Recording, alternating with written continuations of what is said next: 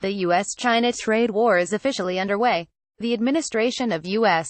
President Donald Trump is betting that such a conflict will force Beijing to substantially alter its economic policies. That strategy may have worked in the early years of China's global market entry, but it will not work in 2018. At best, Beijing may offer a few concessions to buy the administration off without addressing fundamental problems in U.S.-China economic relations. At worst, it could trigger market crises on both sides of the Pacific. The Trump administration appears to be operating from a 1980s economic playbook. China most definitely is not. The sooner this administration figures that out, the better. In the 1980s and 1990s, Chinese leaders saw the opening of the domestic market as the only way to move up the development ladder. They were prepared to trade market access and a low-wage production base for foreign capital and technology. That bargain is no longer being offered. China's current leaders believe they have reached the point where Chinese technologies can stand on their own. Furthermore, with over $3 trillion in foreign exchange and capital controls that protect them from global currency risk, they no longer need other people's cash. Beijing is now deploying a new playbook. Instead of opening up, the new goal is dominating markets at home and abroad. Chinese domination is the point. Beijing is not shy about saying this. The Made in China 2025 plan funnels trillions of dollars to help Chinese businesses gain market share in next-generation industries ranging from semiconductors to energy-efficient vehicles. To the degree that Beijing still wants its companies doing business with American counterparts, they want those transactions to transfer skills and intellectual property that China can then use to bolster its own market position. This presents a big problem for the U.S. at a macro level. Beijing is turning away from the strategic bargain it struck with Washington in the 1990s. The U.S.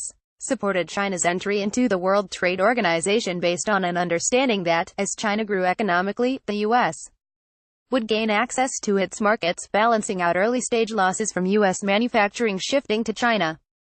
Now Beijing is determined to own both the lower-end manufacturing and the higher value-added sectors.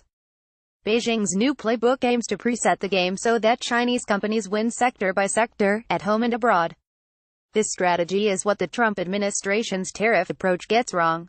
It is assuming China will scrap its entire economic playbook in exchange for access to U.S. markets. Exports to the U.S. are indeed valuable to Beijing, but they are not priceless.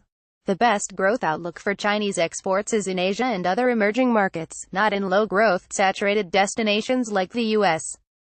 From Beijing's point of view, executing the new playbook is the goal, not U.S. market access. By failing to recognize that the administration is applying a 1980s solution to a 2018 problem, the tariff approach also opens the U.S. to undue economic risk. No one questions the need for a more adaptive and interest-based approach to Chinese state capitalism. The problem is that Trump's trade agenda overreaches on punitive measures without providing a confident American vision of trade growth and opportunity. Markets do not just react to trade contraction risks, they overreact.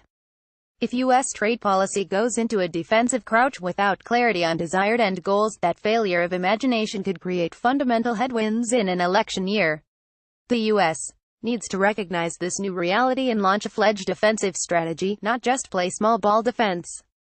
This will require the Trump administration to do things it has so far been reluctant to tackle: invest in research and development, work multilaterally with other nations that embrace free market principles, strengthen the domestic workforce. Both political parties have failed to keep their promise to American workers to help them compete in a changing global economy. Less than 100,000 people can access retraining programs. The latest tax bill gives deductions to companies moving offshore but does not allow workers to deduct expenses moving from one job to another. If the U.S. government does not support training and job mobility, what signal does that send to America's workers? Once America executes a positive trade and growth agenda, China will be less of a problem, regardless of what Beijing does. In the long run, the U.S. has the advantage. Chinese President Xi Jinping's moves to reassert party control over government, the economy, and society are unhealthy. The challenges these trends pose for the U.S. are nothing compared to the challenges they will pose for China a decade from now. In the short run, however, if we continue to indulge in fighting the trade wars of the mid-20th century, we will join China in a race to the bottom. Melanie Hart is a senior fellow and the director for China policy at the Center for American Progress. Kevin Nealor is a principal of the Scowcroft Group.